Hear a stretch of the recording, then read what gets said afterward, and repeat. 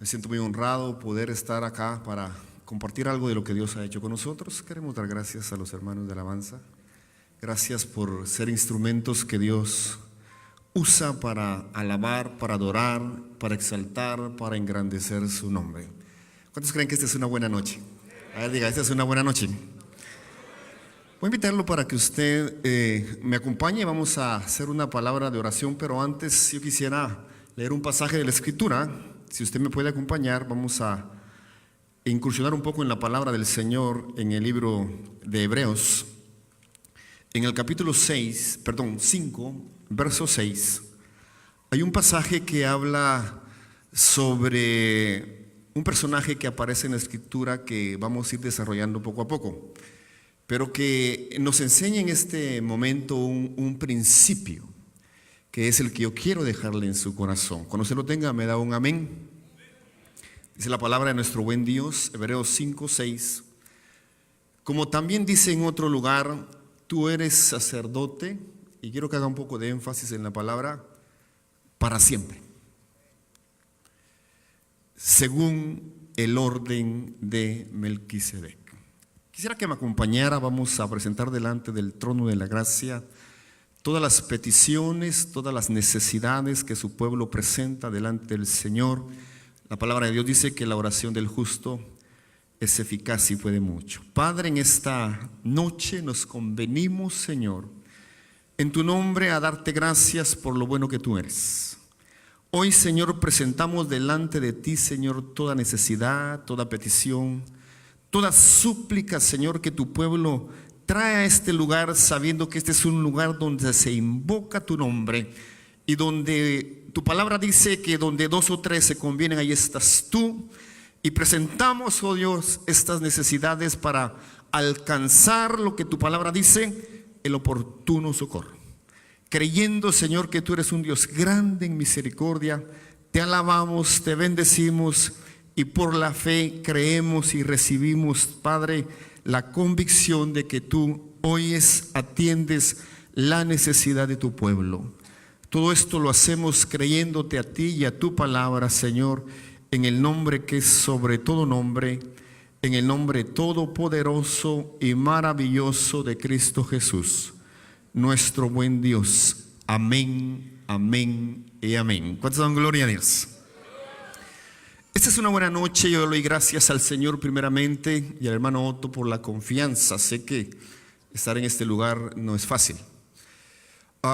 Los años que Dios nos ha permitido estar en el ministerio, pues indudablemente dejan una experiencia, dejan una huella. Le comentaba al hermano que hace 5 años yo tuve el privilegio de estar acá, vi cómo estaban construyendo y verdaderamente Dios les ha bendecido con un templo muy hermoso, lo cual pues a nosotros nos llena de mucha satisfacción saber que Dios es bueno. Cada vez que tengo el privilegio de hablar con nuestro hermano apóstol Otto, quien también es mi pastor, yo siempre me presento delante de él con algunas inquietudes y algunas preguntas. Siempre le preguntaba, ¿cómo está la obra? ¿Qué están haciendo en los Estados Unidos? ¿Cómo van caminando? Hasta que yo entendí que mi pregunta debería ser otra. Él me contaba, estamos en este proyecto, estamos haciendo esto, estamos haciendo lo otro. Y entonces cambié mi manera de pensar y la pregunta era, ¿por qué lo estás haciendo? Y vino a mi mente un recuerdo de un hombre que en mi tierra se presentó delante de una autoridad de una región de Guatemala. Este hombre tenía un proyecto y este proyecto era un proyecto que era interesante, pero él quería justificar en base a ese proyecto algunas cosas que no eran correctas ni estaban sustentadas en los principios legales, en los principios de justicia en la cual nosotros tenemos que movernos. Y entonces, cuando este hombre empieza a interrogar a este hombre sobre lo que él quería hacer, le hizo 3 preguntas. ¿Cómo quieres hacer esto? Y él empieza a exponer lo que él quiere hacer. Le dice, muy interesante lo que quieres hacer. Después le dice, ahora dime, ¿cómo lo quieres hacer? Y él le dice, pues lo quiero diseñar, lo quiero terminar de esta manera. Y le hace una última pregunta, ¿para qué lo vas a hacer? Y cuando este hombre le hace esa pregunta, ¿para qué lo vas a hacer? Inmediatamente entendió que lo que él quería hacer no lo hacía para beneficio del pueblo, sino lo hacía con un beneficio personal. Cuando leemos un pasaje como el que leímos en la Escritura, dice la Escritura en el libro de Hebreos que Dios constituyó a este personaje un sacerdote para siempre según un orden.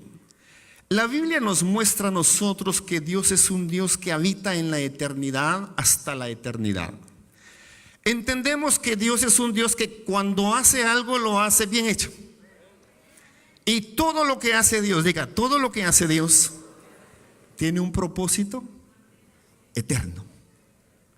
Entonces le dice, tú eres sacerdote para siempre según un orden eterno. Muchas veces nosotros en nuestro pensamiento, en nuestra mentalidad humana, creemos que Dios es como nosotros, que hacemos cosas y a veces no sabemos ni por qué las hacemos ni para qué las hacemos, y entonces después nos damos cuenta que hemos perdido parte de nuestra vida.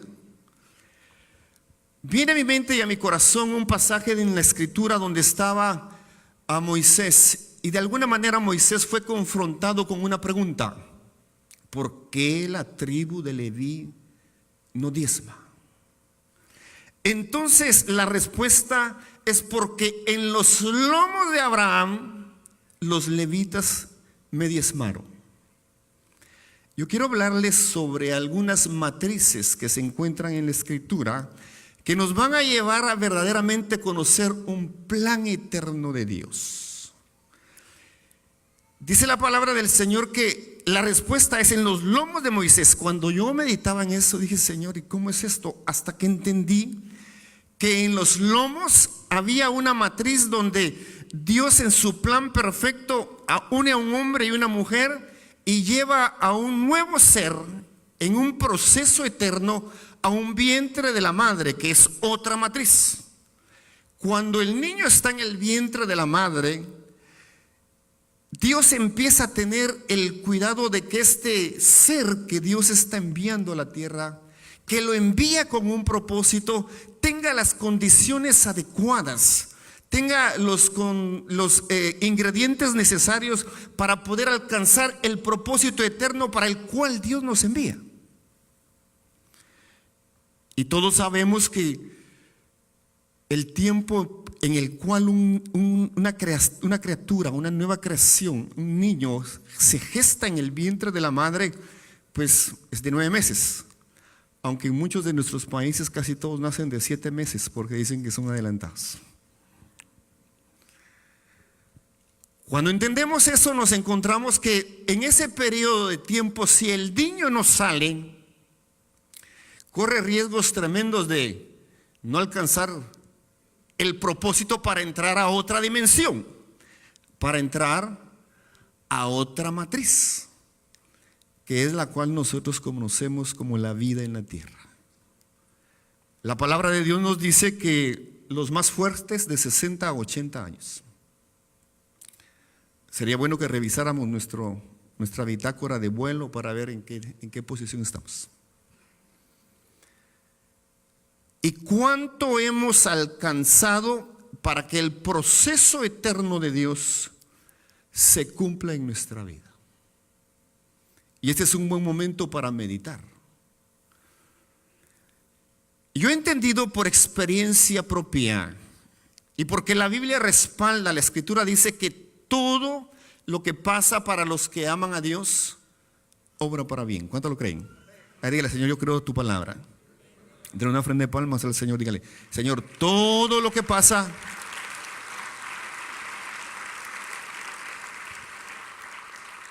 obra para bien. Aunque ante nuestros ojos no sea bueno, aunque ante nuestros ojos no sea agradable o satisfactorio en lo que nosotros creemos o en lo que nosotros pensamos que debemos de hacer. Y esto lo que está provocando en nosotros es que nosotros vamos a generar un carácter, un entendimiento, no para esta vida, sino para la eternidad. Nosotros somos seres eternos, le cuento, hermano. Y mientras estemos en la tierra, es el lugar en el cual Dios nos trabaja, nos capacita. En ese libro de Hebreos dice que todo sumo sacerdote que es tomado dentro de los hombres con debilidades y con errores, porque también aquellos que tenemos el privilegio de compartir la palabra de Dios, estamos en el mismo sentir, en el mismo vientre, en el mismo proceso para poder alcanzar aquello para lo cual Dios nos llamó. Y eso tiene que cambiar nuestra manera de pensar. Eso nos tiene que dar entendimiento que todo lo que pasa en la vida es para que nosotros seamos forjados y formados en Dios para un propósito eterno. Pero que muchas veces nos quejamos tanto delante de Dios. Cuando las cosas no salen como nosotros queremos, con nuestro entendimiento, con nuestra manera de pensar. ¿Cómo es que en la vida del hombre se gesta el carácter? El carácter es una dimensión en la cual Dios nos mueve. Los estudiosos dicen que el carácter se forja en la vida del hombre y hay dos factores que determinan el carácter de un hombre. El primero, el lugar donde se desarrolla. El segundo, personas que están a su alrededor. Son los dos factores importantes que van a desarrollar el carácter del hombre en la tierra. Y entonces nos encontramos que muchas veces el carácter que nosotros necesitamos desarrollar es un carácter que va contrario al plan de Dios, al propósito de Dios. Lo que yo quería dejarle en esta noche es que el carácter nos va a enseñar el cómo, el por qué y el para qué. Y nosotros debemos de trabajar. Oiga este pensamiento. Dice que los pensamientos de Dios en el libro de Salmos no son como los pensamientos de los hombres. Cuando Dios toma decisiones en propósitos eternos, y nosotros estamos dentro de un plan perfecto que Dios ha diseñado para un plan eterno que Dios tiene contigo y con las generaciones venideras. Eso nos muestra que nosotros tenemos que abrir nuestra mente y nuestro entendimiento, porque muchas veces nos quejamos de las cosas que nos pasan en esta tierra. Por experiencia propia, he aprendido después de muchos años que todo lo que le acontece al hombre es consecuencia de sus propias decisiones. Yo no puedo echarle la culpa a nadie, mas reconocer qué decisiones he tomado. Esas decisiones tienen que estar perfectamente alineadas al plan eterno de Dios. Dice la Escritura en el Salmo 110, verso 4.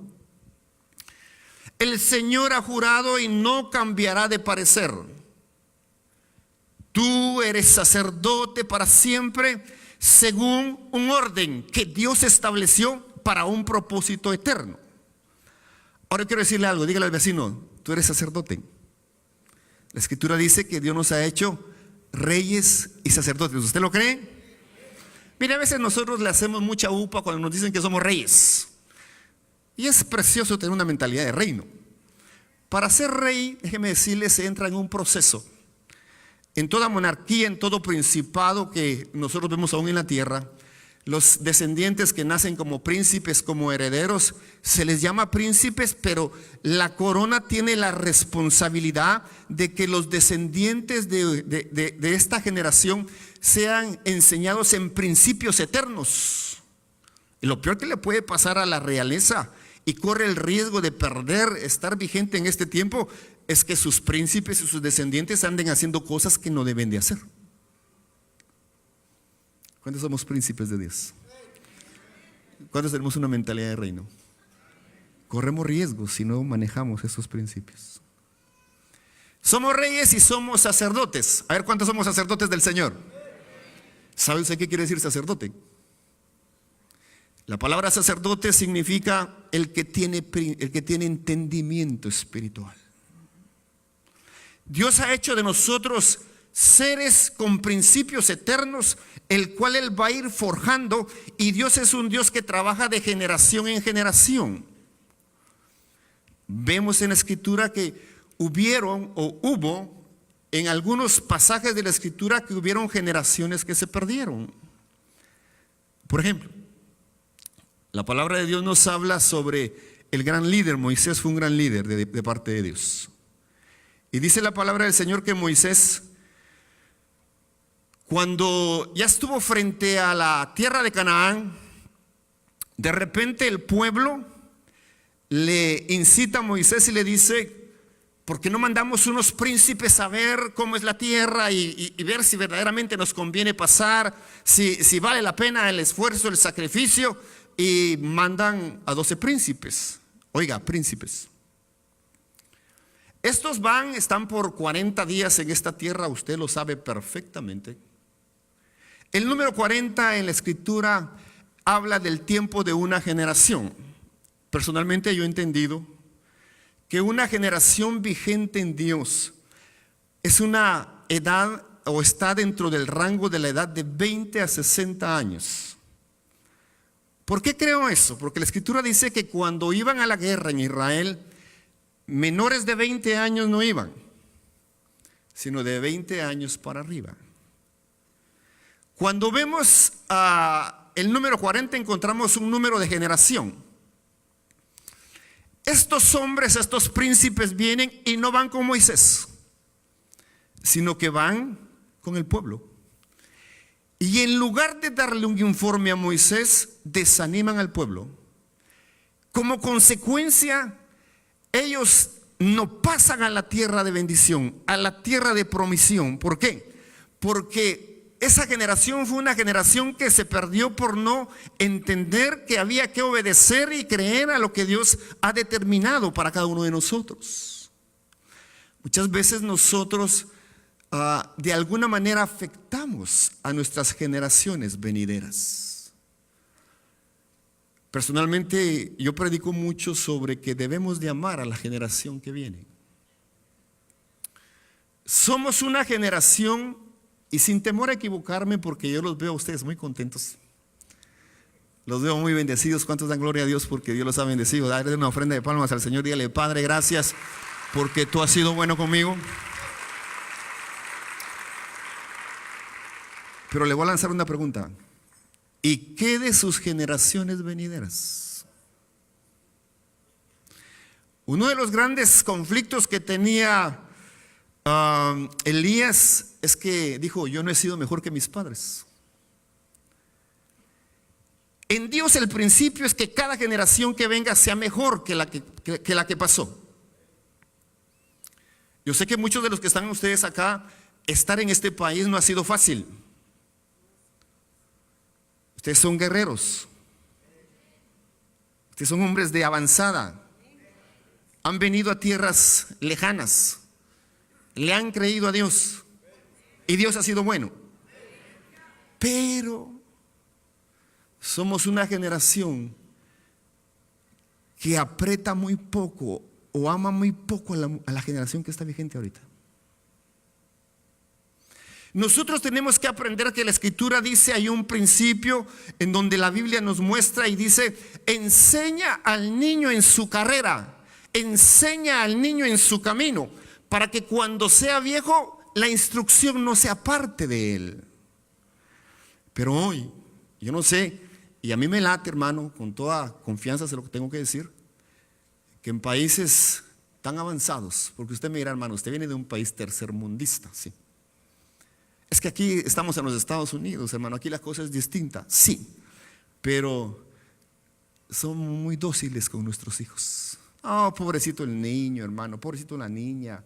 Y entonces desperdiciamos años tan importantes de preparación, de formación, para que el hombre genere el carácter. Porque yo no sé si usted se ha dado cuenta que cada día las cosas son más difíciles.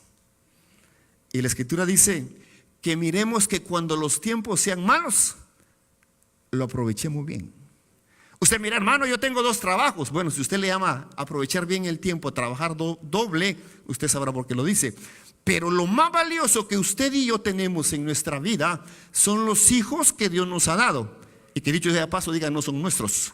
Dios nos los ha dado. ¿Cuántos dan gloria a Dios? A dar una ofrenda de palmas al Señor con todo su corazón. Dale gracias, Señor, por los hijos que tú me has dado. A veces nos apropiamos de los hijos, dices que son mis hijos. No digas, son los que Dios me dio. Son los hijos que Dios confió. Son los hijos que Dios puso en nuestras manos para que nosotros los forjemos, para que nosotros los enseñemos, para que nosotros se los presentemos delante de Él como hombres y mujeres temerosos y que sean agradables delante de Él. Eso me lleva a mí a entender que tenemos una responsabilidad tremenda delante de Dios. ¿Qué cuentas le vamos a entregar?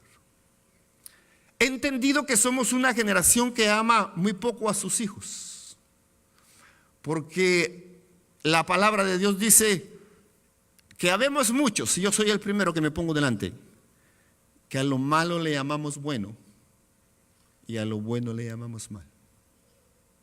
Dios espera cumplir el propósito eterno que Él ha dejado desde los principios eternos para que nosotros podamos alcanzar la obra del Señor.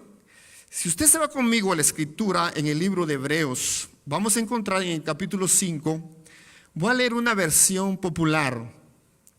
Dice la Escritura, porque todo pontífice o todo sacerdote, dice otra versión, tomado de entre los hombres es constituido a favor de los hombres. Hermanos, que entonces el pastor tiene la responsabilidad. No, diga, somos sacerdotes. Tú estás puesto y constituido de parte de Dios a favor de los hombres, a favor de las generaciones que vienen. Oiga esto, y dice la palabra del Señor, para que ofrezca presentes y sacrificios por los pecados, verso 2, que pueda compadecerse de los ignorantes y extraviados. Si algo es tremendo, y usted lo va a encontrar en la Escritura, que cuando nosotros estamos en la condición de niños, somos presa del enemigo. El mismo Jesús lo experimentó. La Escritura dice que cuando Jesús era niño, en Egipto se levantó una persecución contra los niños. El ángel tuvo que intervenir. Dios interviene y manda al Señor a Egipto. ¿Para qué? Para preservar a su hijo. Pero cuando Jesús alcanza la madurez, de lo cual nos habla el libro de Efesios, y dice la palabra del Señor que Él fue obediente en todo, y cuando va a las aguas del bautismo, ¿qué sucede? Los cielos se abren.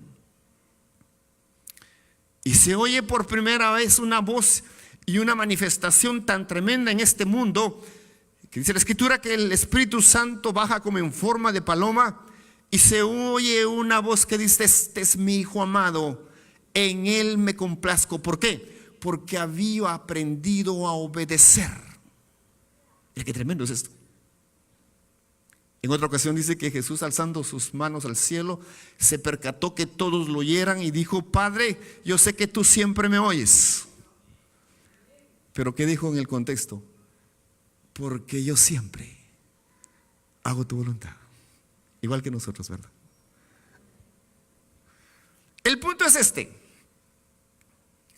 Dice que es levantado delante de los hombres para ofrecer sacrificios por los pecados, que se pueda compadecer de los ignorantes y extraviados. Mientras nosotros estamos en la condición en la cual tenemos que ser capacitados y perfeccionados, es muy fácil que nosotros nos extraviemos. Y nosotros no podemos permitir que lo más precioso, porque hermano, mire, yo sé que usted hizo cosas tremendas. Quiero contarle que hace muchos años yo tuve el privilegio de estar en este país, y por alguna razón alguien me dijo: quédate unos días. Y pues me quedé, y me dijo: te voy a conseguir un trabajo acá. Y hermano, pues me consiguió un trabajo ahí que no mucho me gustaba, pero ahí estaba yo viendo qué hacía. De repente apareció una persona y me dice: mira, anda y haces esto. Y yo le dije: no, a mí no me pagan por eso. Pues, ¿lo haces o te despido? Pues despedime, le digo, porque yo aquí no tengo necesidad de estarle. Y cuando yo voy con el manager, le digo: mira, yo me voy. ¿Pero por qué te vas? No, es que no, él quiere que haga cosas para las cuales no me contrataron. Pero mira, ¿qué vas a hacer? ¿Cómo te costó venirte? A mí no me costó venirle. Y yo me monté en un avión, me bajé y de esa misma manera me voy a regresar. Pero hay quienes han sido valientes. Hoy Dios ha sido bueno con ustedes. Pero ¿qué es de su generación? ¿Qué es de los que están creciendo en esta tierra? Tenemos grandes obstáculos por solventar. Estamos en una era de un constante cambio. Ustedes enfrentan adversidades como leyes distintas, lenguajes distintos y lo más peligroso, tecnología tan innovadora que no se entiende. Y que la que lo entiende son los niños. Y que de alguna manera, oiga, la manejan a su favor. ¿Qué vamos a hacer ante eso? Poner principios que la Escritura nos habla para que lo más valioso, aquello que Dios nos ha confiado, alcance a obtener el propósito. Y para eso se requiere de algo. Todo lo que pasa en la vida de los que aman a Dios obra para bien. ¿Y sabe qué da como resultado? Carácter. Diga, carácter. Temple. Mire, la Escritura dice que Jesús era un hombre manso, ¿sí o no? Pero cuando Jesús entró al templo, ¿qué encontró? Que estaban haciendo en el templo cosas que no eran gratas delante de Dios. Entonces opera en él un espíritu de templanza. ¿Y qué hace? Saca a todos aquellos que están haciendo cosas que no son agradables delante de Dios. Y dice: la casa de mi Padre, casa de oración será llamada. Diga, las cosas hay que llamarlas por su nombre. Hay que decirle a lo bueno, bueno, y a lo malo, malo. Ahora yo no sé, hermano, si verdaderamente usted ha meditado en eso. Porque yo tengo que reconocer algo delante de usted, porque lo que le estoy predicando nos pasa a todos. Yo amo a mis hijos, hermano. Y yo sé que usted ama a sus hijos.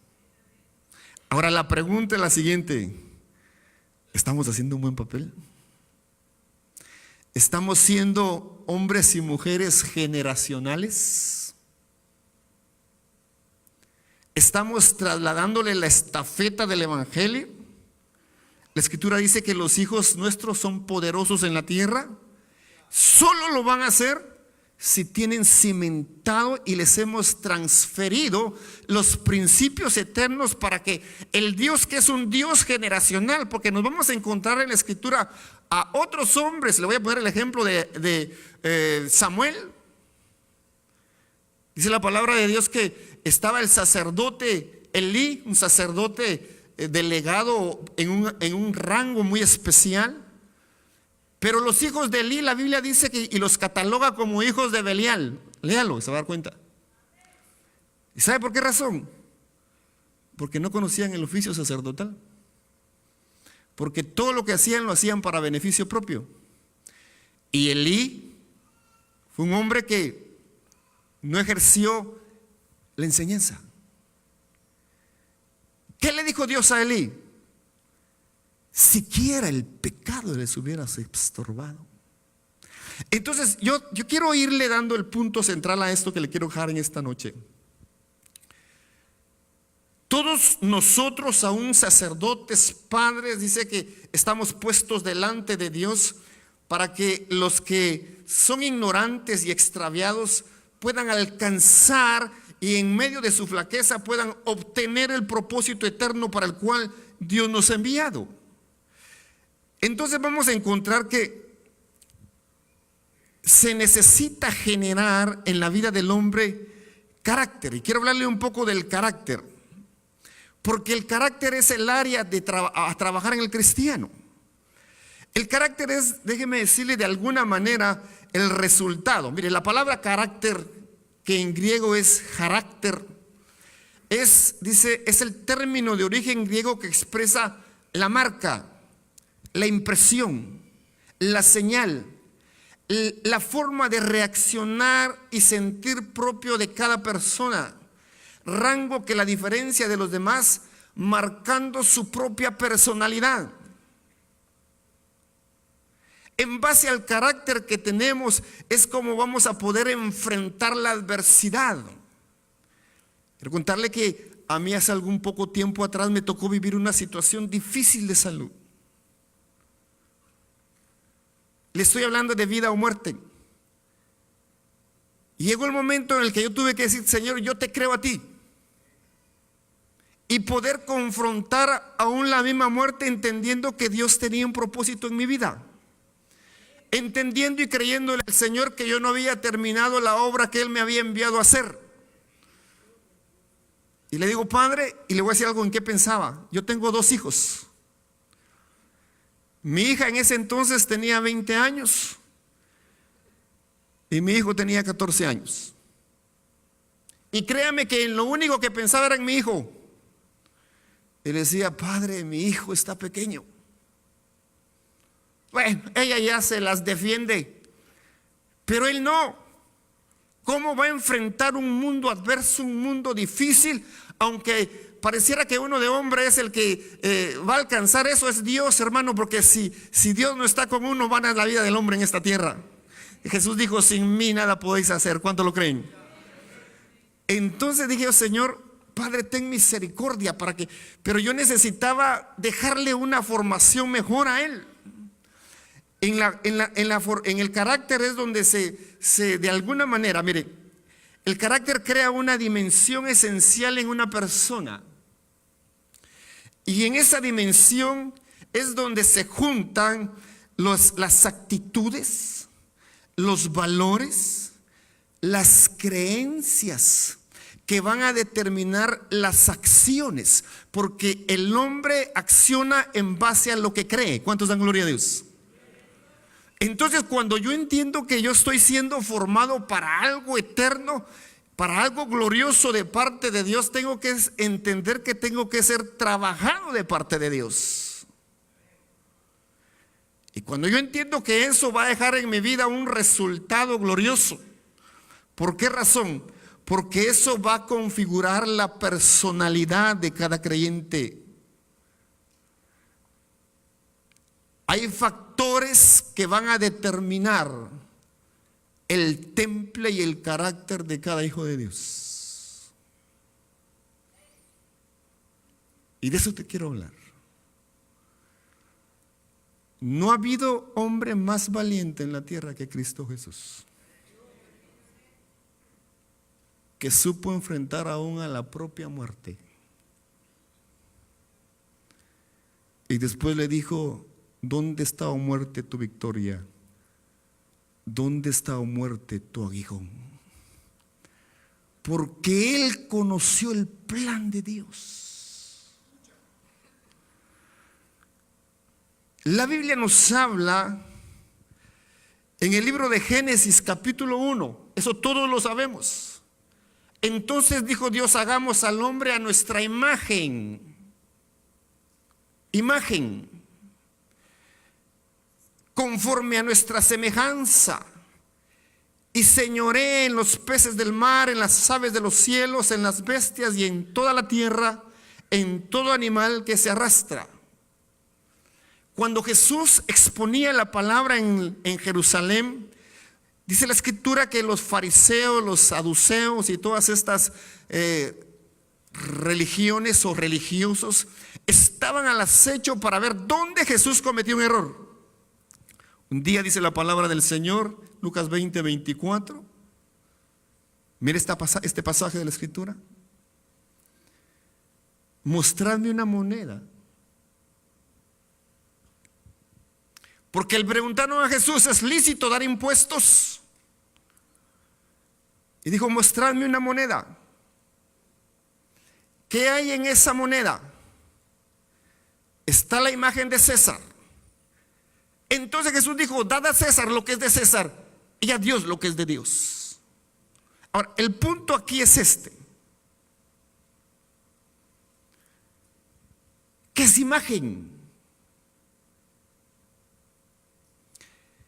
Colosenses 1:15: Él es la imagen del Dios invisible. Dios está trabajando en nuestra vida en lo que no se ve, pero que permanece para siempre. Él espera que nosotros tengamos principios conforme a Él, a la idea que Él nos tuvo para crearnos, según el libro de Génesis, en obediencia, en actitudes, en responsabilidades, en creerle a Dios. Y eso lo vamos a ver a través de las diferentes matrices que Dios utiliza para trabajar la vida del hombre. Entonces yo quiero decirle en esta hermosa hora y preciosa hora: Dios es bueno. Diga: Dios es bueno. Hermano, yo solo vengo a dejarle de parte de Dios un pensamiento. Todo lo que le pasa al hombre es para gestar la imagen de Jesús en su ser.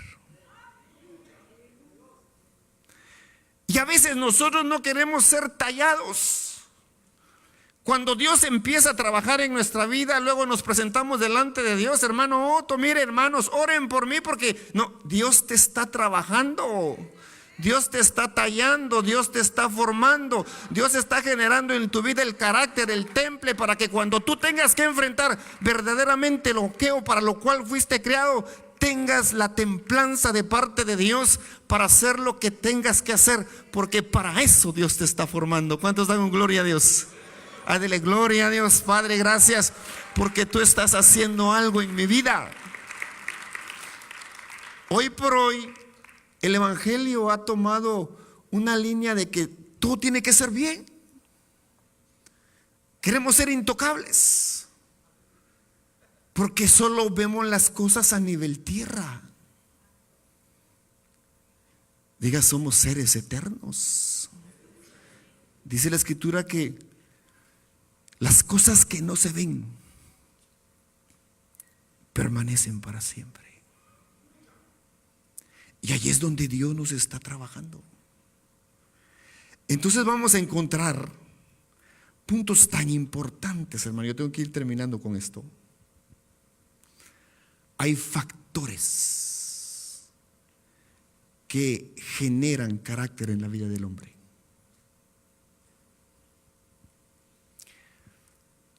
Uno puede ser el fruto de una interrelación entre lo que uno hereda. Dice la palabra del Señor que heredamos de nuestros padres ¿qué? La vana manera de vivir. Hay ocasiones en las cuales nosotros, y a todos nos pasa, hermano, cuando uno tiene sus hijos y le dicen a uno: ay, qué bonito se parece a usted, uno, hermano, hace hasta ojos, ¿verdad? Pero cuando uno ya entiende, dice: pobrecito mi hijo. Porque usted se conoce bien, hermano. Y yo me conozco bien. Mire, yo estoy parado en este lugar por la misericordia de Dios, hermano. Usted está sentado en ese lugar por la misericordia de Dios. Diga: Dios es bueno. Dele una ofrenda de palmas al Señor.